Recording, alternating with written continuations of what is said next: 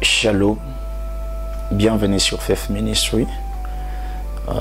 Nous sommes dans un nouveau numéro d'un moment avec Dieu. Nous allons partager le numéro d'aujourd'hui dans les livres des 1 Corinthiens. Nous allons prendre nos Bibles, c'est 1 Corinthiens chapitre 15. Nous allons commencer à partir du verset 53. Je vais lire la parole du Seigneur.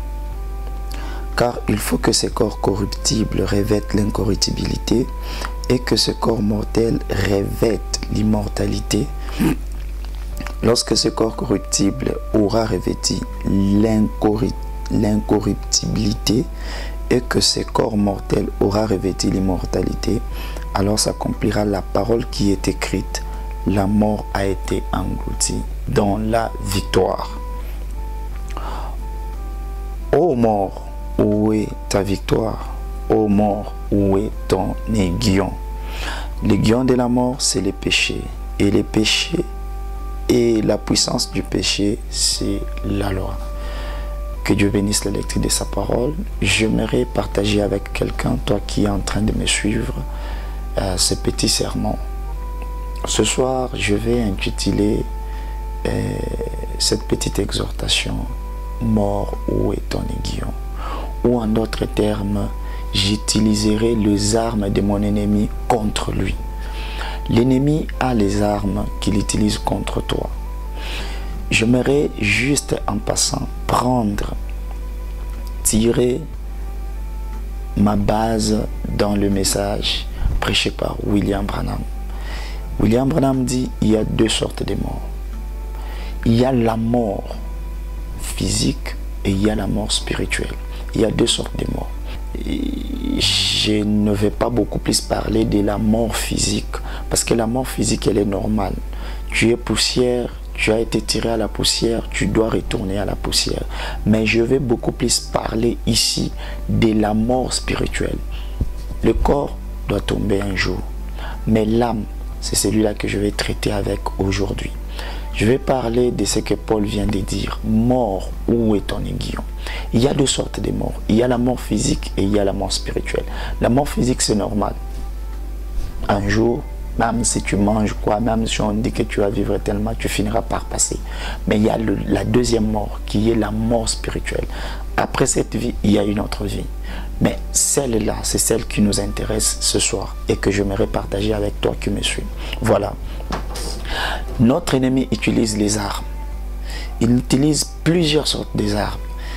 Il peut utiliser la pornographie, c'est une arme qu'il utilise contre toi. Il peut utiliser le commérage, c'est une arme qu'il utilise contre toi. Notre ennemi a plusieurs armes qu'il utilise. Il peut utiliser la convoitise, c'est une arme. La cupidité, c'est une arme. Et parfois, nos téléphones deviennent des armes que notre ennemi utilise. Quelqu'un qui ne marche pas, il est chez lui à la maison, mais il est en train de critiquer les autres. Comment il critique les autres? C'est par à son téléphone. Il est là assis chez lui, mais il est en train de critiquer les autres. Laisse-moi te dire ce soir, dis ensemble avec moi que j'utiliserai les armes de mon adversaire contre lui-même. J'aimerais dire à quelqu'un ceci: tu es faible, tu as des problèmes, tu es en difficulté, des fois tu as des situations compliquées, que tu cherches que Dieu puisse agir. Mais comment Dieu va agir? Dieu va agir comment? Toi tu es distrait. Aujourd'hui, les grands problèmes avec les chrétiens, c'est que les chrétiens sont distraits. Les chrétiens ne savent pas prendre conscience de ce qu'il est. Écoutez, tant que l'homme spirituel ne sait pas prendre position, ne sait pas comprendre qui il est, Dieu ne fera rien à sa place. Écoutez, j'aimerais te dire ce soir que tu dois prendre conscience de qui tu es. Tu dois prendre conscience. Paul ici, il a crié: mort, où est ton aiguillon? Mais j'aimerais bien souligner là en haut, là que nous venons de lire. La Bible est claire. La Bible dit que ce corps doit porter l'immortalité. Si ce corps n'a pas l'immortalité, ça finit par passer. Et quand ça passe, même l'âme aussi passe. Parce que la Bible dit: l'âme qui pêche est celle qui mourra. Donc là, c'est déjà simple. La deuxième chose à comprendre, c'est quoi? C'est la mort de l'âme. Il est dit ceci dans la parole, que Christ et la vie. Christ est tout pour nous. Donc celui qui a Christ, il a tout, il a la vie. Christ, c'est celui qui vient au-dessus de ses corps et ses corps deviennent immortels. Bien que celui-ci peut passer, mais il y aura un autre corps que nous allons prendre. Une fois que celui-ci tombe, nous entrons dans un autre corps. Mais quand quelqu'un ne sait pas prendre soin de son âme, ne sait pas prendre soin de ce qu'il est, il vit dans la distraction. Et pourtant, la distraction a plusieurs formes. Ton téléphone, WhatsApp, Facebook. Et aujourd'hui, je vois dans des réseaux sociaux, il y a les syndicalistes, il y a le mouvement des femmes, il y a tout ça. Ce sont des distractions que le diable crée pour que tu oublies l'objectif. Un chrétien, c'est quelqu'un qui est objectif. Un chrétien, c'est quelqu'un qui reste sur ses objectifs. Un chrétien regarde à ce qu'il veut. Un chrétien, c'est quelqu'un qui a écrit, qui doit écrire plutôt son histoire. Nous devons laisser les empreintes sur les sables du temps, afin que quand quelqu'un viendra après nous, en difficulté, puisse voir qu'effectivement, il y avait quelqu'un qui avait laissé les traces sur les sables du temps. Tu es distrait, la pornographie. Toi, ton téléphone ne t'aide à rien. Tu ne peux même pas évangéliser. Toi, ton téléphone, ta connexion ne t'aide qu'à regarder des films sales. J'aimerais te dire, utilise l'arme que l'ennemi utilise pour ta destruction, mais toi, j'aimerais que tu puisses utiliser cette arme-là pour le détruire. Osayumate, tu ne peux pas continuer à rester comme ça. Tu n'as pas été créé pour demeurer dans la masturbation. Tu n'as pas été créé pour demeurer dans la fornication. Tu n'as pas été créé pour demeurer dans le mensonge. Tu n'as pas été créé pour demeurer dans l'incertitude. Tu n'as pas été créé pour être tribalisme. Tu n'as pas été créé pour être cupide. Tu as été créé à l'image de Dieu. Dieu s'était vu en toi. Et quand est-ce que Paul pouvait crier « Mort, où est ton aiguillon ?» C'est quand la vie de Paul était semblable à celle de Christ. Là maintenant, Paul pouvait crier « Mort, où est ton aiguillon ?»